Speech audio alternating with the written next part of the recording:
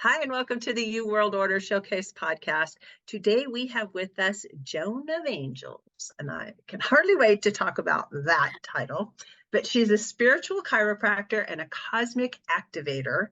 We can get into that too. Her main mission is to help you remember who you truly are so you can unlock your highest potential to support you as you step into your sovereignty, because knowing who you are and why you are here helps aid your spiritual growth. And this is the most important part to me, it also raises the consciousness of all humanity. So welcome to the show, Joan. I'm so excited to have you with us today. I am so excited to be on your show, Jill Hart, and I think you get to the heart of the matter. I'm excited. Yeah, it's so good to have you here. So tell us how you became known as Joan of Angels. That's the best question of all. People think I named myself that. No. So in 2013, in a very difficult period of my life, and I asked my angels for help, I received this message: paint 33 angels in 30 days. Well, I thought that was a little hard for me to accomplish, so I was disappointed. I thought I'd get a check or some great thing. And it was this message. And then suddenly they said it again, 33 angels in 30 days. And I said no again. And then I knew that the third time they said paint 33 angels in 30 days. And you'll know the next step once you complete that. And so I understood that this was going to be my salvation. If I listened to the voice within, my life would change. And that's how the miracle, it was like I had to work for this miracle. And that is the way life is. But so I said yes. And before I knew it, I painted those 33 angels. A book fell off the bookshelf when I hung them all up in the angel portal. Now it's an angel portal. And the book said, the page that opened was, your call for angelic assistance has been heard. And that began and launched me painting, and then more painting. And I closed my eyes, and they told me I was to be a paintbrush for the divine. Humanity needed to see these images. They needed to realize that there's all these, it's just not what you saw in the Bible or in these, old Renaissance paintings, but angels are very individual. They come to us. They want to be seen by us. And we can bring their essence into these paintings, and then you have the energy that they carry with you all the time. So if it's an angel meant to bring peace and balance, and you have that painting, suddenly you're in that energy of peace and balance. So in 2015, they called me to the desert so I could hear. And the second day I was there, I was introduced to this woman named Robin. And she looks at me, she says, we're in a busy cafe. She goes, what did you say your name was? Because she didn't hear it the first time. And I started to say my professional name. And she says, say nothing. And the room went into silence. I heard nothing. The whole restaurant went quiet. And she said, I know who you are. It was like she bellowed this out from the heavens. You're Joan of Angels. And that's how I became Joan of Angels. Now, it took me 7 years to resonate at that frequency, but that's how I was named. Love that. I love that you were named, and it wasn't like you picked your name. Yeah, It's yeah. so amazing when that happens. It would have been too much for my ego to walk around like having taken such a powerful name. Mm-hmm. But then I had always said, I'll know my name, it will be given to me. And then it did manifest that way. I love that. I'll tell you a secret. My guides are named Joan, and they are unicorns. What was the second thing? Your guides They are are Joan. unicorns. And they're My guides are unicorns. I named almost Joan, and they are unicorns. And I love that. You know what the name Joan means? mm-mm. Gift of God, like the unicorns are, and God is gracious. And we both start with the letter J, and numerologically, J's are all about leadership, independence, new ideas. They're visionaries, goal-oriented, ready to leap over tall buildings in a single bound. Those are J's. I'm excited. You have guides named Joan. I know. It's It's not common really fun. anymore. Not common. It is not common, but it's a powerful name. I Gifted. believe names have power inherently in them, and Well, and Joan that of we step Angels, into them. it took me 7 years to step into being Joan of Angels. It was so profound, so overwhelming. And I didn't really get it till 2020, in the summer of 2020, when I realized, and they told me, well, you were named this, you are Joan of Angels for a purpose. If you don't want to take on that moniker, that whole avatar of being Joan of Angels, that's fine. Someone else will take your place. And I went, oh my God, they're serious. I have to do what I came here to do. And that was the prompting that I needed back in 2020. And so, what do you do? How do you do it? And I know it involves art. It's so funny. I heard this voice tell you're a jack of or an angel of all trades. Okay, so really what I do is I help people remember who they are and why they're here, what their purpose is, and what skills they came in this lifetime to use and how to master them. Okay, so that's what I do. How I do it is either through speaking. I love speaking. I'm a public speaker. I do it on workshops. So I do it through speaking, I do it through private sessions, or I do it through art. And the art that I started painting years ago is activated with the energy of magic and miracles. So, and I do activation. So now I'm being told that these are cosmic activations. So I have a component that's very, very interesting. So I just came from a show this weekend showing my art. It's very rare. It's celestial art. And I offer activations if you take home the art. So I'm stepping into a whole new arena. I do soul essence portraits. So some people want to know exactly who they are. And we do these soul essence readings. And then I'm shown visions of who you are. And we then print up a big portrait of you on the other realms, so you can never forget who you are, because that's the biggest thing. We wake up, we have a bad day. Oh God, bad day, and then you're depressed all day, rather than looking at a reflection of you as this star being or this angel or this most amazing being. So I suppose my job is to boost up everyone's confidence. I'm a wing fluffer. I actually help people believe in themselves. That's what I do. And we need that right now. So many people wander around thinking that they're not enough, or believing stories that they've created for themselves around events that happened that nobody else remembers that way, but they're just so attached to, that's not really benefiting them in You any know, way, but it's it's not making their their lives fault. No, miserable. it's not their fault. We all come in here knowing who we are with a soul contract. It's already known. And, some of us, Heart, your name is Heart. We know you're working for the light. However, there's another agenda that doesn't want us to achieve this mission. Doesn't, Earth is not about living your fullest potential. It's about living your fullest potential despite any of the obstacles that are in your way. So it's all about learning how to overcome the obstacles to become yourself. So I like to say that there's agents of the dark that just don't want you to make it. And they come in the form of parents, difficult childhood, difficult situations, chaotic things, all designed to push you off your path or make you stronger. So for someone like you, it's made you stronger. And that's, you have to be strong during the next period of time,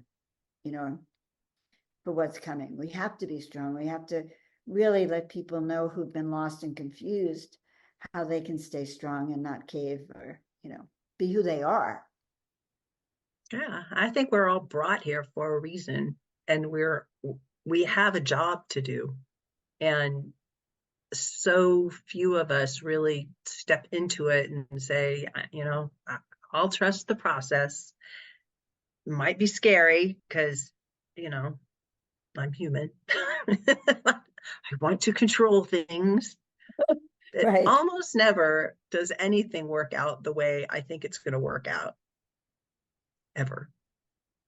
I'm always surprised. There's a plan for everything. You know, when I shift into a higher vibration, things manifest for me instantly. I mean, instantly, whether it's good or bad, or, you know, the universe, this energy out here, the field of what they call ether, holds our thoughts. If we are holding positive thoughts, we'll get back the positive connection. If we're not, we'll get back that also. So it's an instant feedback system on where our vibration is. And it's a constant reminder that we need to keep it higher and not Yeah. succumb to running the loops that we're all trained to run and don't serve us. And it's this a simple process of taking control of what you're thinking about helps regulate how your body's reacting, because your emotions, your thoughts drive emotions, and emotions actually send signals to the rest of your body to shoot out different chemicals that make you feel different ways. And so if you can take your thoughts captive, as the Bible likes to say, then you can think about things that will benefit humanity, will benefit you, will move us closer to each other in a positive way that can help shape a place that's really nice for all of us to live. Right. And we just have to step back from our emotions and have a, I guess, what is it, a little bit separation, and not look at everything as if we're stuck in the emotional chaos. When I work with clients, I take them to the Joan of Angels Cafe. Joan of Angels Cafe, chai tea cafe, is up in some mountain somewhere. And I just sort of, you know, we work together up there and we look at your life down there as to what it was or is. So much better to have a distance, or look at your life as a, if it's a film, is another way to do it. Yeah. And you don't have to be tied to the outcome. I think we as humans tend to we want to control what's going on around us or how it's going on. You know, part of the process, Jill, is to, you know, you said something, we're all human, we all live here on this 3D earth plane. We do, but we have a way, you know, many of us learned how to meditate or send our antenna up to the heavens and actually walk around this planet in a fifth dimensional frequency, even though we're in a three-dimensional body. And, you know, that's what alchemy is about. That's also what the ascension process is about, is stepping into that higher, fifth dimensional and above energies.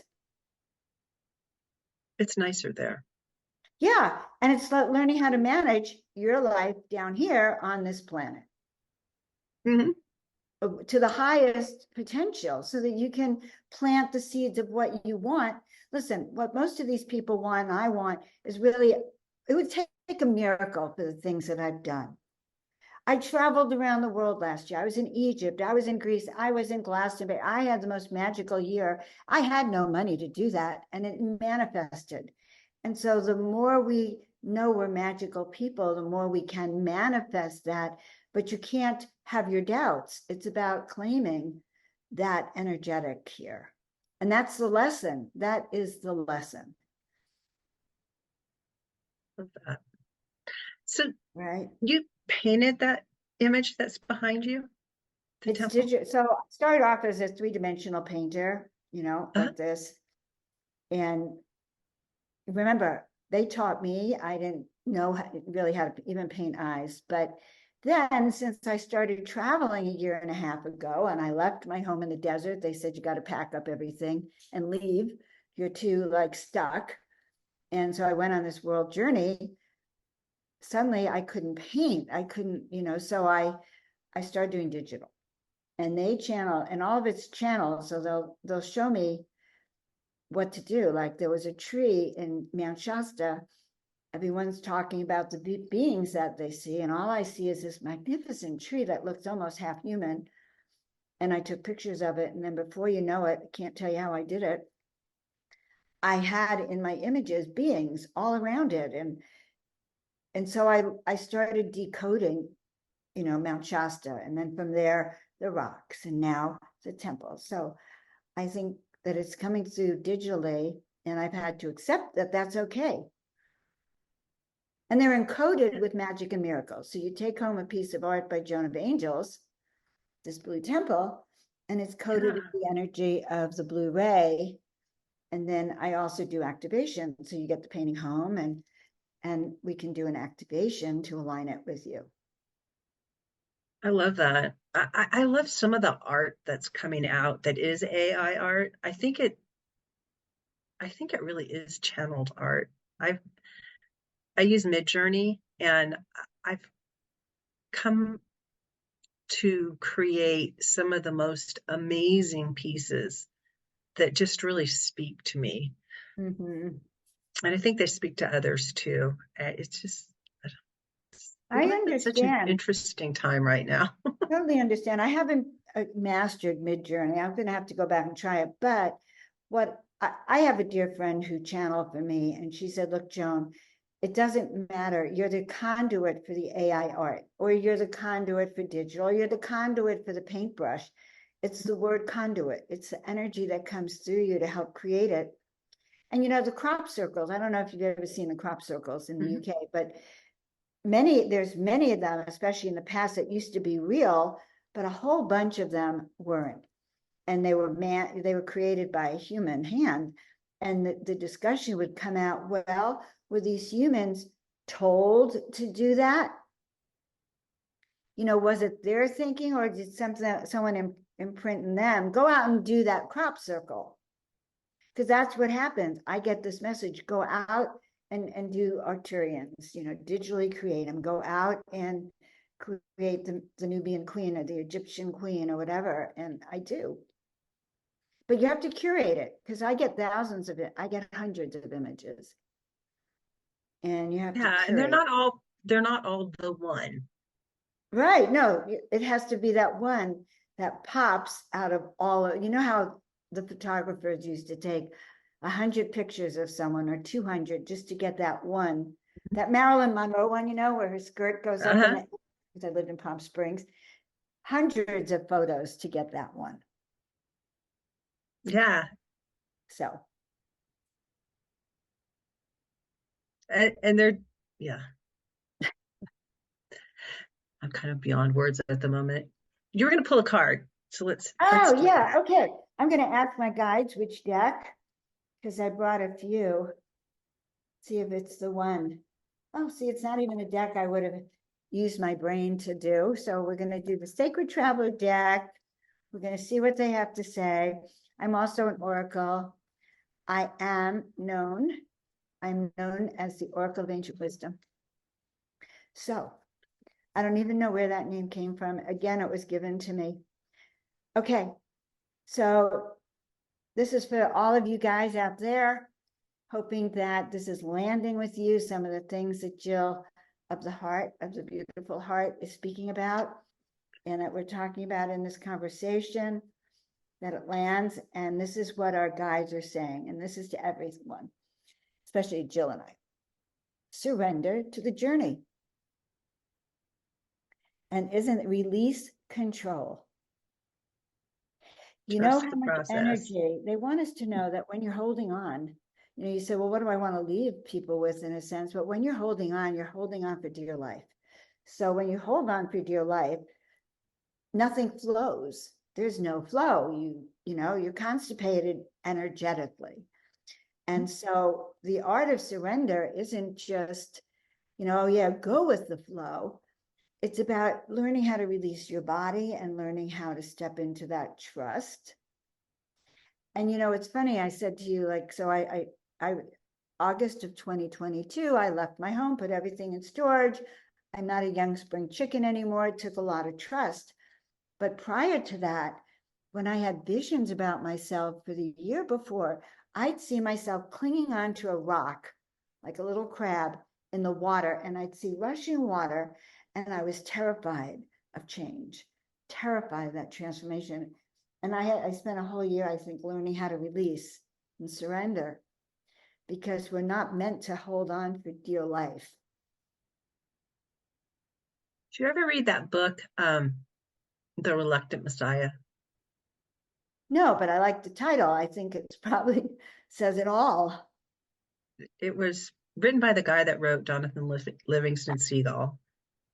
Okay. His name escapes me at the moment, but it's a great book. And the foreword of it, or the intro of it, is written by hand. It's printed, and it talks about this creature that's hanging on.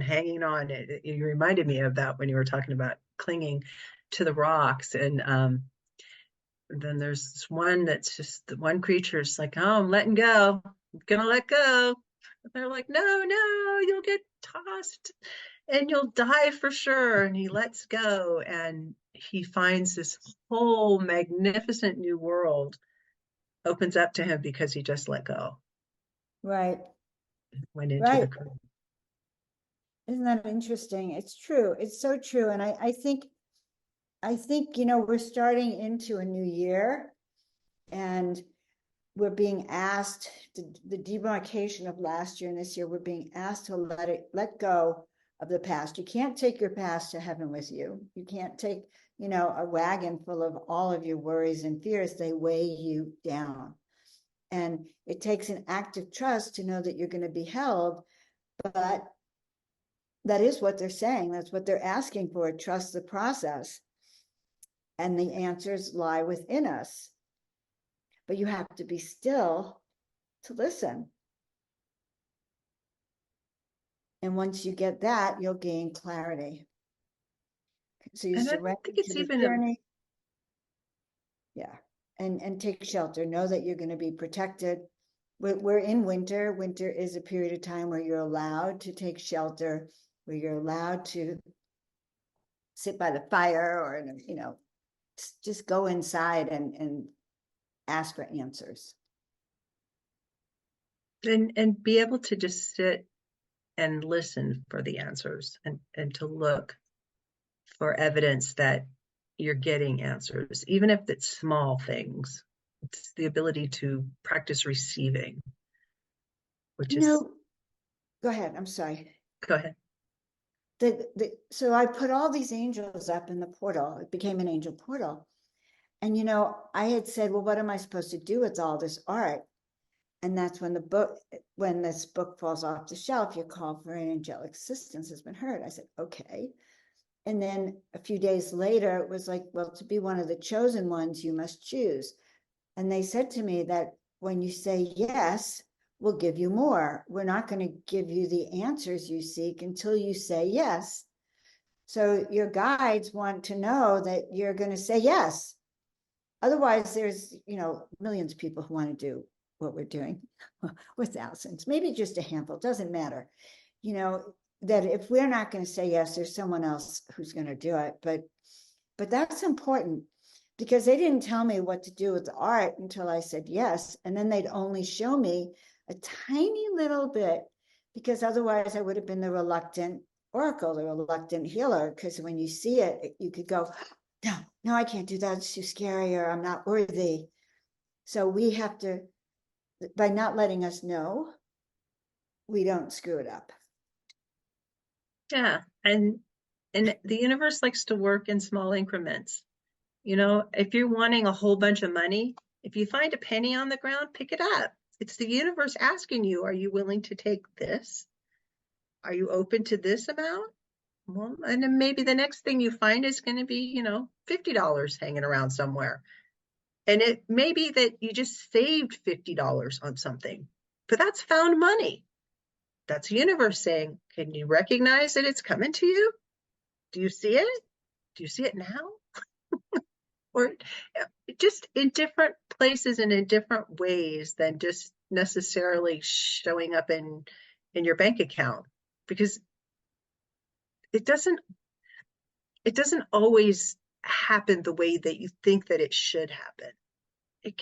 you've got to allow it to happen however it's going to happen, and to be willing to take the small steps to get to the bigger steps, and to say yes, as you were saying.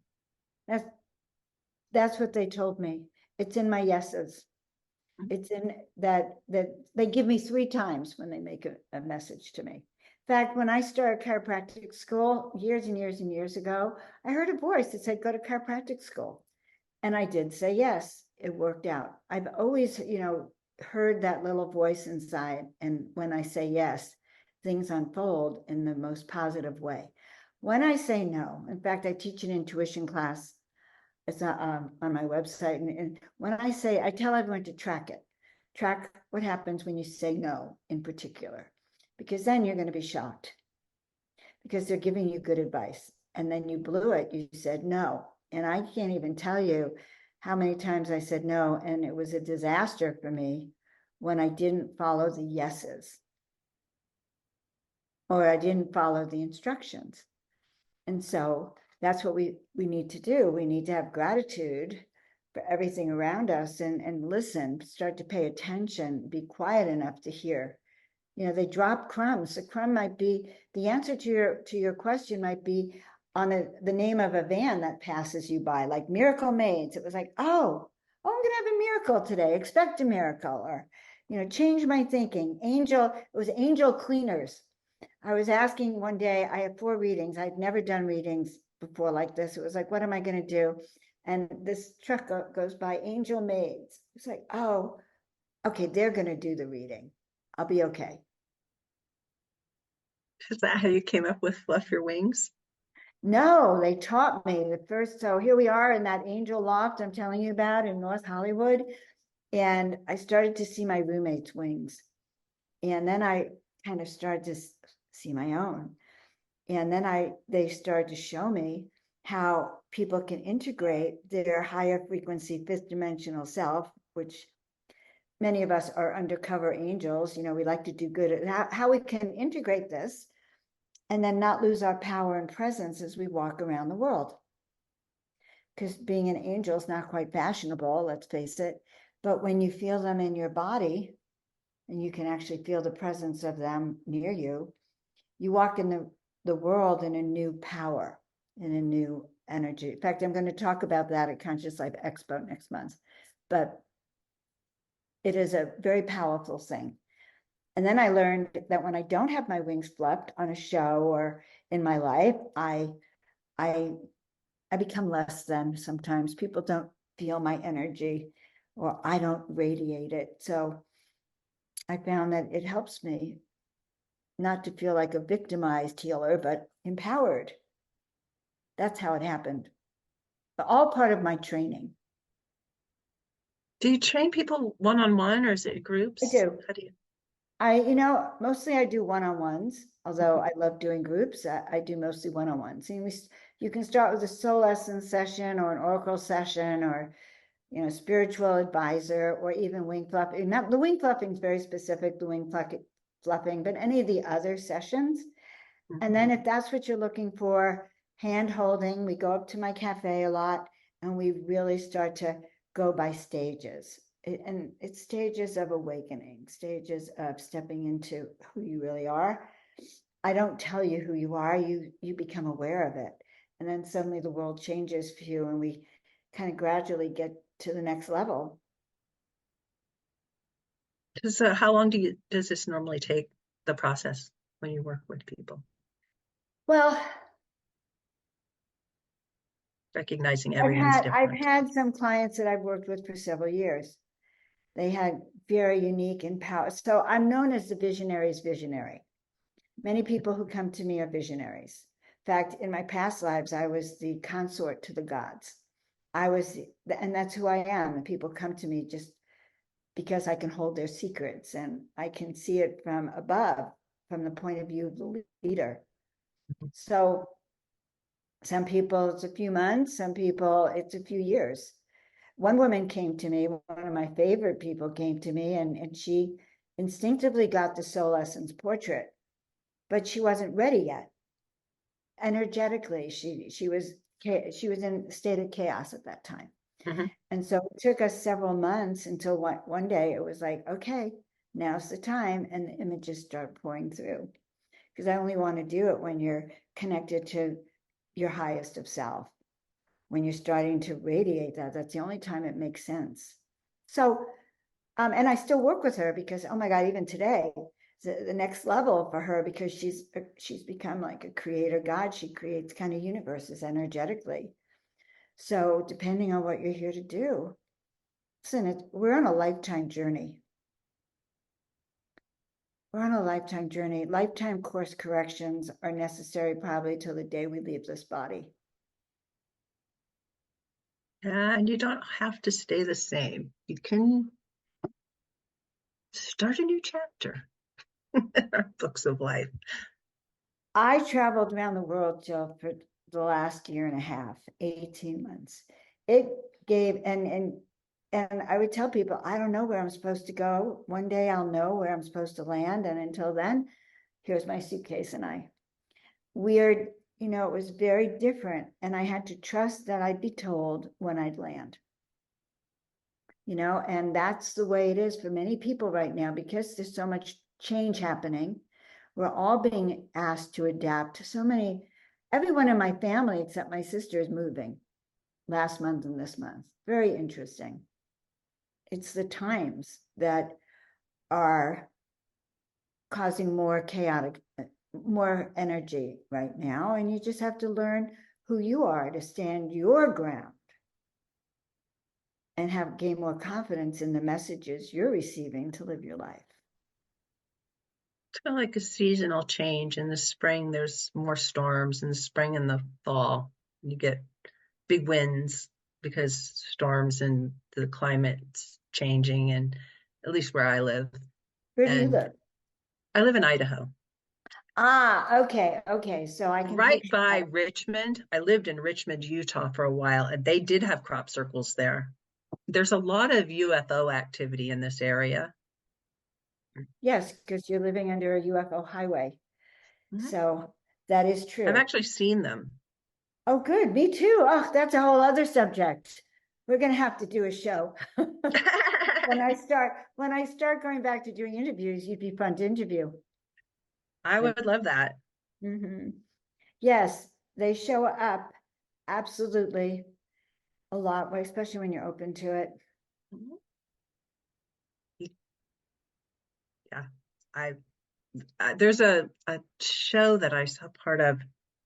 I forget what it's called, but it takes place in a ranch, Skywalker Ranch. The That's what it was. Skywalker Ranch. Yes, there's a lot happening. Skywalker Ranch. You don't want to actually show up there personally. Um, that's where they've had a lot of cattle dismemberment and stuff. There's a weird lower vibration frequency there, but yes. Yeah, so you live there. So the thing I about, didn't live there, but I saw the UFO that they talk about in their first episode that night. I remember distinctly seeing it. And when I saw the show, it's like, oh, I saw that one. yeah, I didn't mean you lived on that ranch. It was, you lived in that area, I live in that area, yeah. but you reminded me of something, but I think it doesn't matter. Skipped my brain. But, I think that we're meant to see things when we're meant to see things and remember them in our consciousness. And that's a whole other discussion. Yeah, things show up and they sometimes they'll have a meaning immediately, and sometimes they won't. They'll just be like on the back burner for years, sometimes even decades, and then you'll remember them again and you'll have a place for it in your current consciousness. I find very interesting. I get it. It happens to me with books. I used to collect books when I had a home.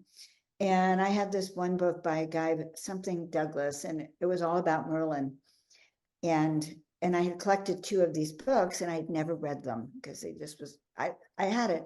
And I'm in England. This is like 10 years ago. And I'm in England and I'm communicating this ancient tree. And I'm sitting there. It's like, and he's saying to me, well, when your job is to awaken the tree people, and I'm getting this download about the tree people. I never heard even that term. And then he said, well, your job is to awaken the tree people when you get home. I thought, well, that's interesting.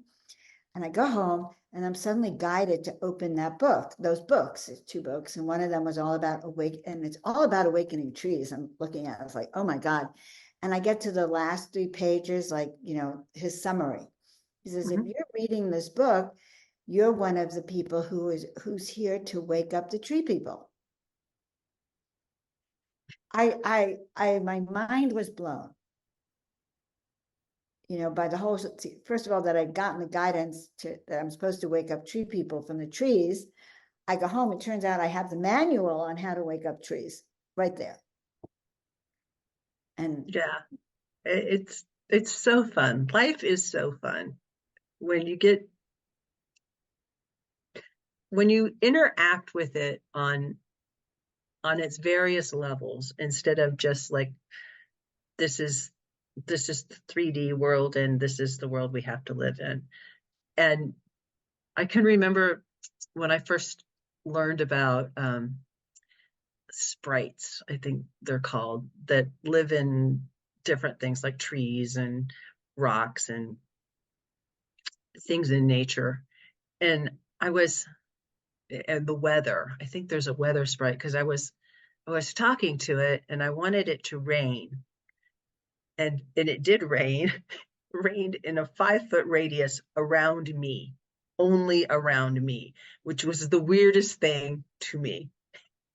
And I laughed, and it was really fast. It was like maybe a minute at the most, but there were definite drops. It was definitely raining. It was definitely only raining around me in like a 5-foot radius.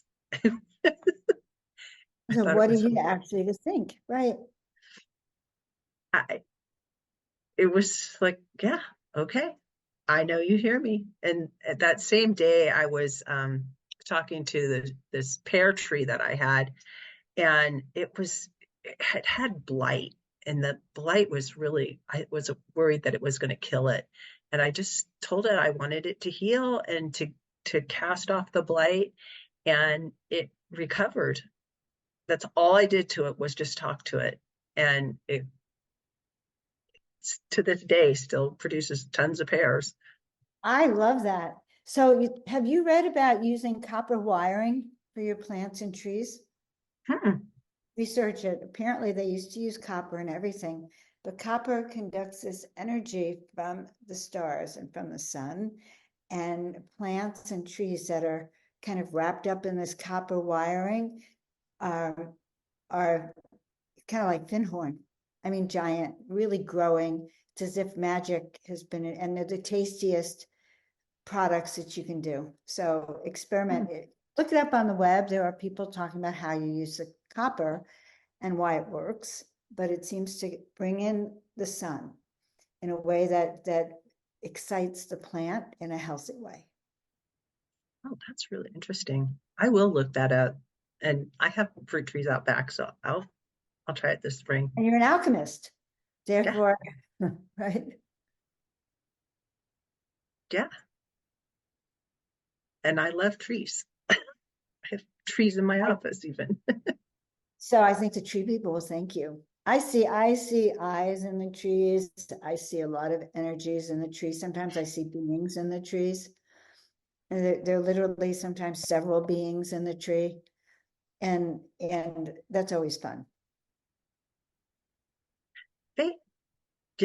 They are definitely living beings, and they have offspring, and they take care of their offspring. Yes. And they have little families. I have a family in my yard. I have this huge mother tree who's my neighbor. It was shading my neighbor's garden. And I went out and I was talking to the tree about, please, can you move your branches so that his garden can get more sun this summer, the next summer coming up. And it did. His garden did really well this last summer. And I talked to it the summer before. And it's got all its baby trees growing in my yard. And when I first moved into this house, there were maybe one tree. And now I have over almost 100 trees, if you count all of the little baby trees that are popping up. And I don't ever mow the baby trees. I have strict mowing policies in my house.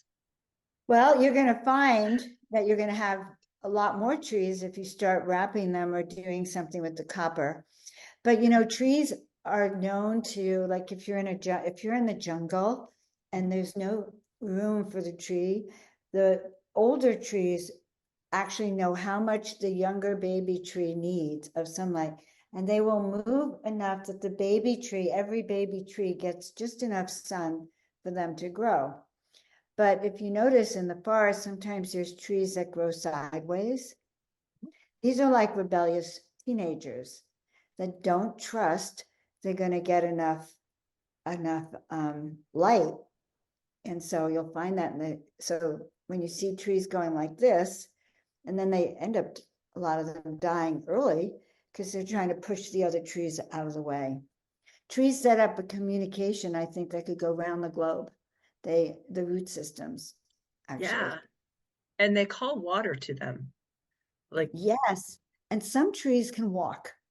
I have seen videos. If you look up walking trees on YouTube, you'll see these jungles, and suddenly you'll see this, whistling of the tree, the leaves, and you'll see it move to like 10 feet away.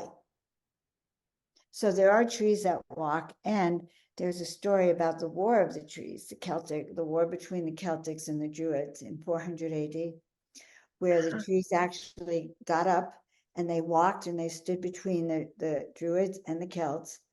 And it was so, tight that the war parties had to go home the next day because they couldn't even see each other. So the trees have been known to have a positive, to be more like living people, tree people. We think they're stuck in the ground. Maybe that's just because that's how we were trained. I don't know. yeah, it makes perfect sense that they could move. I mean, they have massive root systems, and there's so much to a tree that you don't see just on the top part. Yeah, I'd like to know what's on their mind. I'd like to feel into it, but you're right. They have tentacles all around the world. They love their babies. You see them all growing together or in a circle, or, and it breaks my heart. It breaks their heart when they lose a tree, by the way. It's not an easy process because they're family. We're the ones who have the block against understanding that we're all one on the planet. A tree is just as important as a bumblebee and, a mosquito or me. We're all equally important. Yeah. I love the connectivity, and just thinking about it makes me happy. I like to sit in my yard in the summertime and watch. We have the mother tree, and her leaves shimmer. There's just a special magic to it that just makes me feel good. She probably does it just for you. And I think so. think of the connectivity we have right now, that we're connecting, and through the podcast and through the show, little tentacles going out of positive vibrations to everyone who's hearing it. So in a way, we're like the tree people right here. We're creating this energy that's going to go out and soothe everyone's soul and nurture their spirit. Yeah, that's so lovely. Right from the heart. Yeah. You have a guide that you give to people on your website. It's called the 5-Minute Guide to 5-Minute Guide. I can't read my own writing. I should have been a doctor. 5-Minute Guide to Fulfilling Your True Calling in Life. You want to talk about that for a sec? So it is. So, I'm all about finding out who you are and why you're here. Mm-hmm. So the book kind of so that there's a series. You can get that free ebook. Then there's it skipped my mind, but it comes up in the email that you'll get. But how to live your purpose here on the planet. So I have a series because I think that's the most important, to start to remember that even if you don't know what your mission is, just beginning to be present about it is really important. And so I guide people that way. And most of my readings are about stepping into the power of who you are. So it's a great place to start. And Perfect. that way you stay in touch with me. And I'll let you know when my new art storefront is up. I'm very excited about it. It's going to be a little professional website for me as an artist, as well as a cosmic activating artist. And I'm looking forward to engaging with all of you. That is awesome. So what's the one thing you want to leave the audience with today, Joan? I asked, I thought, well, why didn't you prepare that? It was like, surrender. The way through it all is through surrender. We're really not in control. And remember, you're at the most perfect place at the most perfect time. You're doing exactly what you came here to do at this moment, and to be at peace about that. Ask to be shown the way, and they'll start to show you the way. And just like Jill is a paintbrush or a podcaster for this alchemy, you become a paintbrush in your own way for just doing the work you came here to do. Everyone has a mission, and we start very basic. So I think just to remind you, you're actually already on your path, especially if you're listening to this show. I love that. Perfect way to end the show. Thank you so much for joining me, Joan. This has been amazing. I've had a lot of fun, Jill, just so you know. It's a great show. You're doing a great service. And so, guys, you can find me at joanofangels.com. By the way, everything Joan of Angels, YouTube, Joan of Angels, Instagram, Joan of Angels. So that is my name for this life. I love it.